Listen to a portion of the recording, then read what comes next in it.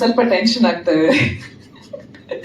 ಯಾಕೆಂದ್ರೆ ಇವತ್ತು ಒಂದು ಬೇರೆ ಒಂದು ಜವಾಬ್ದಾರಿ ಇದರಲ್ಲಿ ಈ ಕಡೆ ನಿಂತ್ಕೊಂಡು ಮಾತಾಡುವಾಗ ಸ್ವಲ್ಪ ಟೆನ್ಷನ್ ಆಗ್ತಾ ಇದೆ.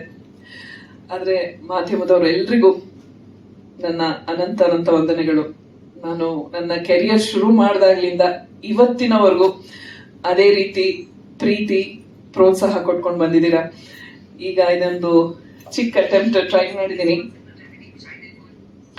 ಸೊ ಅದಕ್ಕೂ ಗೋಸ್ಟ್ ದಿದೇವ, ಅದಕ್ಕೂ ನಿಮ್ಮೆಲ್ಲರ ಒಂದು ಪ್ರೀತಿ, ವಿಶ್ವಾಸ, ಬೆಂಬಲ ಈ ಒಂದು ನನ್ನ ಹೊಸ ಜರ್ನಿನಲ್ಲಿ ಜೊತೆಗೆ ಹಿರಿಯರು ಇದ್ದೀರಾ. ನಿಮ್ಮೆಲ್ಲರೂ ಬ್ಲೆಸ್ಸಿಂಗ್ಸು ಬೇಕು ಅಂತ ಕೇಳ್ಕೊತೀನಿ. ನನ್ನ ಮೇಲೆ ಮಾತ್ರ ಅಲ್ಲ, ನನ್ನ ಇಡೀ ಟೀಮಲ್ಲಿ ಏನೋ ಒಂದು ಐಡಿಯಾ ಬಂತು ಮಾಡೋಣ ಅಂತ. ಸೊ ಹಾಗಾಗಿ ಈ ಎಫರ್ಟ್. ಅಂಡ್ ಅದಕ್ಕೆ ಮುಖ್ಯ ಕಾರಣ ಹೇಳಲೇಬೇಕು, ನನ್ನ ಇಡೀ ಶ್ರೀರಸ್ತು ಟೀಮ್. ಯಾಕೆಂದ್ರೆ ಶ್ರೀರಸ್ತು ಆಗಿಲ್ಲದೆ ಇದ್ರೆ ಇವತ್ತು ಖಂಡಿತವಾಗ್ಲೂ ನಾನು ಈ ಗೋಸ್ಟ್ ಬಗ್ಗೆ ಈ ಅಟೆಂಪ್ಟ್ ಮಾಡ್ತಾ ಇರ್ಲಿಲ್ಲ.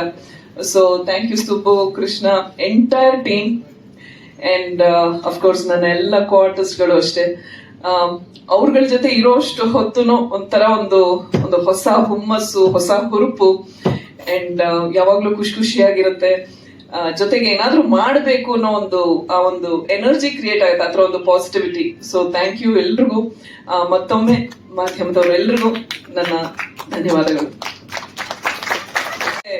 ಏನಂತಾರೆ, ಇನ್ನು ಒಂದು ಇಡೀ ಸಿನಿಮಾ ಪ್ರೊಡ್ಯೂಸ್ ಮಾಡೋಷ್ಟು ತಾಕತ್ ಇನ್ನೂ ಇಲ್ಲ.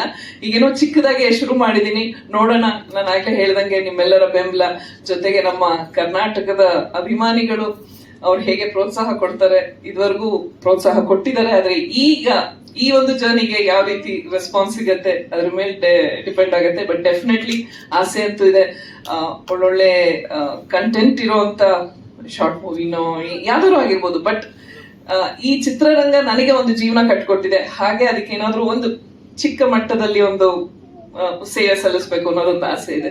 ನೋಡೋಣ. ಈಗ ಸದ್ಯಕ್ಕೆ ನಮ್ಗೆ ಐಡಿಯಾ ಇರೋದು ಯೂಟ್ಯೂಬ್ ಮತ್ತೆ ಕೆಲವೊಂದು ಬೇರೆ ಸೋಷಿಯಲ್ ಮೀಡಿಯಾ ಪ್ಲಾಟ್ಫಾರ್ಮ್ಸ್ ಇದೆಯಲ್ಲ, ಅಲ್ಲಿ ಹಾಕ್ಬೇಕು ಅನ್ನೋದು ಆ ಐಡಿಯಾನು ಇದೆ. ಬಟ್ ಆ ಕ್ಯಾಟಗರಿನಲ್ಲಿ ಬರ್ಬೇಕಲ್ವ, ಯಾಕಂದ್ರೆ ಕೆಲವೊಂದು ಕ್ರೈಟೀರಿಯಾಸ್ ಇರುತ್ತೆ ಕೆಲವೊಂದು ಫಿಲ್ಮ್ ಫೆಸ್ಟಿವಲ್ಗೆ. ಅದು ಫುಲ್ಫಿಲ್ ಆಗುತ್ತೆ ಅಂದ್ರೆ ಡೆಫಿನೆಟ್ ಆಗಿ ಐಲ್ ಸೆಂಡ್ ಇಟ್. ಈ ಒಂದು ಸೈಕಲಾಜಿಕಲ್ ಇದಿದೆ, ಆತರ ಪ್ರಶ್ನೆಗಳೆಲ್ಲ ಇವ್ರನ್ನ ಕೇಳ್ಬೇಕು.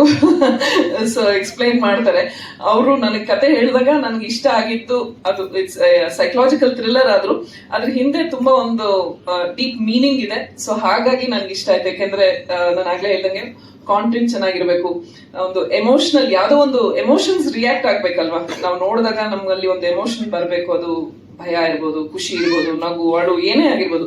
ಬಟ್ ಸಮಥಿಂಗ್ ಹ್ಯಾಸ್ ಟು ಒಂದು ಎಮೋಷನ್ ಫೀಲ್ ಆಗ್ಬೇಕು. ಸೊ ಹಾಗಾಗಿ ಇದರಲ್ಲಿ ಭಯ ಹುಟ್ಟಿಸುವಂತದ್ದು ಅದು. ದೆವ್ವ ಅನ್ನೋದು ಒಂದು ನೆಗೆಟಿವ್ ಎನರ್ಜಿ ಅಂತ ಎಲ್ಲರೂ ಮಾತಾಡ್ತೀವಲ್ವಾ. ಸೊ ನೆಗೆಟಿವ್ ಇಲ್ಲ ಅನ್ನೋದು ನನ್ನ ಕಲ್ಪನೆ ಆಗಿತ್ತು. ನನ್ನ ಕಲ್ಪನೆ ಅಲ್ಲ, ನನ್ನ ನಿಲುವು ಅದು. ಎಲ್ಲರೂ ಒಪ್ಕೋಬೇಕು ಅಂತೇನಿಲ್ಲ. ಆದ್ರೆ ನಾನೊಬ್ಬ ದೆವ್ವ ಇಲ್ಲ ಅಂತ ಹೇಳಿದ್ರೆ ಎಲ್ಲರೂ ದೆವ್ವಗಳನ್ನ ನಂಬ್ತಾರಲ್ಲ. ಎಲ್ಲ ರಿಲಿಜನ್ ಅಲ್ಲೂ ಎಲ್ಲರೂ ದೆವ್ವ ಇದೆ ಅನ್ನೋದನ್ನೇ ವಾದ ಮಾಡ್ತಾರೆ. ಸೊ ನನಗ್ ಹಾಗೆ ಅನ್ಸಿದೆ, ಬಟ್ ಎಲ್ರಿಗೂ ಹಾಗೆ ಅನ್ಸ್ಬೇಕಾಗಿಲ್ಲ. ಅದನ್ನೇ ಅದರಲ್ಲಿ ಕೊನೆಯಲ್ಲಿ ನಾನು ಹೇಳಿದ್ದು ಕೂಡ. ನನ್ನ ಪಾತ್ರ ದೆವ್ವ ಇಲ್ಲ, ನೀವು ಮಾಧ್ಯಮದವರಾಗಿ ದೆವ್ವ ಗಿವ್ವ ಅಂತ ಹೇಳ್ತೀರಾ ಅಂತ ಹೇಳಿದವನು ಅಲ್ಲಿ ಕುತ್ಕೊಂಡು ಏನ್ ಮಾಡುತ್ತೆ, ಹೋಗ್ಬೇಕಾಗಿತ್ತಲ್ವಾ. ಅವ್ನು ಮತ್ತು ಅಲ್ಲಿ ಲ್ಯಾಪ್ಟಾಪ್ ಅಲ್ಲಿ ಹುಡುಕ್ತಾ ಇದ್ದಾನೆ ದೆವ್ವ ಅಂದ್ರೇನು, ದೆವ್ವ ಅಂದ್ರೇನು. ಸೊ ನಾವು ಬಹಳಷ್ಟು ವಿಷಯ ಹಂಗೆ ಅಂತ ಅನ್ಸುತ್ತೆ. ಅದಿಲ್ಲ, ಇದಿಲ್ಲ, ಅದೆಲ್ಲ ಸುಳ್ರಿ, ಅದೆಲ್ಲ ಮೂಢನಂಬಿಕೆ ಅಂತೀವಿ. ಮತ್ತು ನಾವು ತಾಯ್ತಾ ಗೀತ ಕಟ್ಕೊಂಡೆಲ್ಲ ಮಾಡ್ತಾ ಇರ್ತೀವಿ. ಸದ್ಯಕ್ಕೆ ನೆಕ್ಸ್ಟ್ ಎಲ್ಲರೂ ದೆವ್ವ ಸಿಗೋವರೆಗೂ ನನ್ನ ಮಟ್ಟಿಗೆ ದೆವ್ವ ಇಲ್ಲ.